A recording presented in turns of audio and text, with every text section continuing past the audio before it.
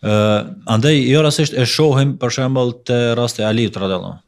I ka qenë i gatshëm në rinin e tij të bën sakrificën më të madhe, për arsye se ashtu i riu kur bindet është domethënë larg ndikimeve sikur që është dashuria për poste, për pasuri, pastaj na dashuria për më kon i famshëm, që kanë qenë disa prej pengesave Paris me kase që nuk e kanë pranuar fen.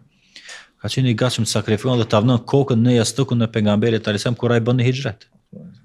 I riu e ka guximin. Dhe jo rasti që e përmend se fokusi është bashkë te rinja, pse? Se disa aty është forca.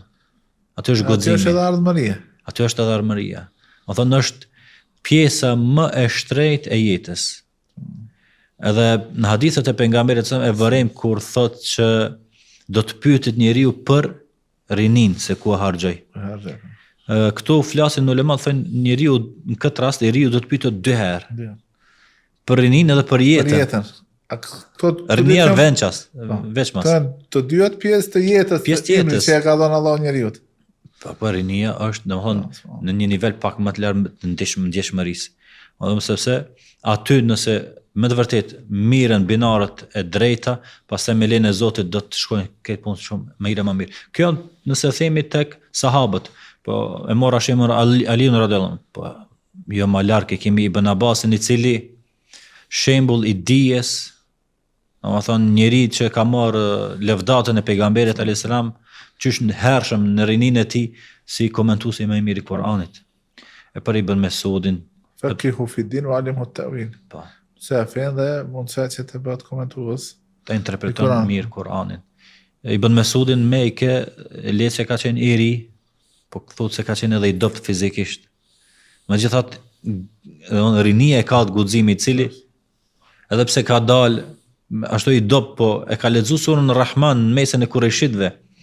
Kanë çesh të tjerë për kam të tij të dobta. Ama janë më të rana te Allahu dhe Xhelal. Sa kodra u. Se ka kallëzu, domethënë vendosmëri, qëndrueshmëri, stabilitetin në mënyrën më të mirë që është e mundshme. Përderisa dikush i më i moshuar, sikur se Abu Jehli, të tjerët Uqba, të tjerët, e kanë marrë çështjen e pasimit pejgamberit se çka do të përfitojnë, ku do të mbetet nami i tyre, çka do të mbetet me tregtinë e tyre, kështu që i riu e ka pak më ndryshe pazonin e tij të mendimit. Akoma s'është infektuar me ato që vinë më vonë, friga për pas, friga për jetën, friga. Por atë kjo periudhë është e çmueshme dhe e ndjeshme, po flasim për sahabët, pastaj normal që në këtë aspekt tek ulemat e mëvonshëm e shohim shumë më të qartë, sa që shumë prej ulemave i shohim që kanë mri nivelin e lartë të imamllëkut. Arsyeja është se qysh herët në fëmijëni janë ças edukimit të mirë fillt. Po të flasim për Buhariun, në moshën 5 vjeçare nëna vet është mundu ta edukojë. Imam Maliku gjithashtu, Imam Shafiu gjithashtu, Imam Ahmedi gjithashtu. Që një pjesë e madhe e këtyre kanë qenë jetim. Janë rrit pa baballar të tyre, veç nanët i kanë pas.